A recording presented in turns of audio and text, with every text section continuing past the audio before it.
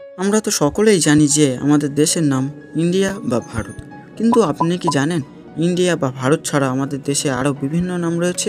সেই নামগুলি কি এবং তা রাখার কারণ আমরা এই ভিডিওর মাধ্যমে জানব। প্রথমে আসি ভারত বা ভারতবর্ষ।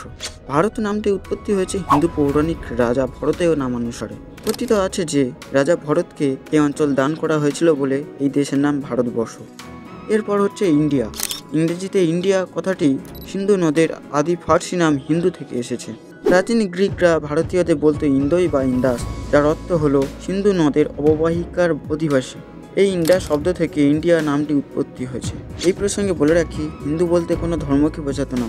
সিন্ধু নদের অববাহিকায় যারা বাস করত তাদেরকে হিন্দু বলা হতো, অর্থাৎ সমস্ত ভারতে বসবাসকারীদেরকেই হিন্দু বলা হতো। তৃতীয়তে আছে হিন্দুস্তান। এই নামটি এখনও প্রচলিত আছে। সিন্ধু নদের আদি ফার্সি নাম হিন্দু থেকে হিন্দুস্তান শব্দটি উৎপত্তি হয়েছে। সিন্ধু নদের অববাহিকাতে বসবাসকারীরা হিন্দের বংশধর বা হিন্দু নামে পরিচিত। সেই হিন্দুদের থাকার জায়গাকে পরবর্তীকালে হিন্দুস্তান অথবা হিন্দুদের দেশ নামে পরিচিত।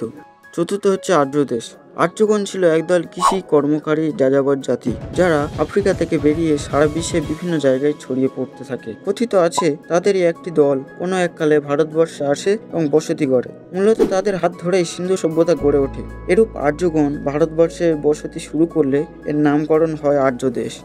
এবং পঞ্চম নামটি হচ্ছে জম্বুদ্বীপ। পুরাতন লিপি থেকে জানা যায় যে ভারতবর্ষের নামটি পরিচিতির পূর্বে ভারত জম্বুদ্বীপ নামেই পরিচিত ছিল। আক্ষরিক অর্থ ধরলে এর মানে হলো জাম গাছে ভরা দ্বীপ, কিন্তু সনাতন সৃষ্টিতন্ত্র অনুযায়ী জম্বুদ্বীপ মানে হলো সাধারণ মানুষের বাসস্থান। এছাড়া উত্তরপ্রদেশে হস্তিনাপুরে জৈনতীর্থ জম্বুদ্বীপের স্থাপত্য শৈলীতেও জম্বুদ্বীপের মোটামুটি একটা ধারণা পাওয়া যায়।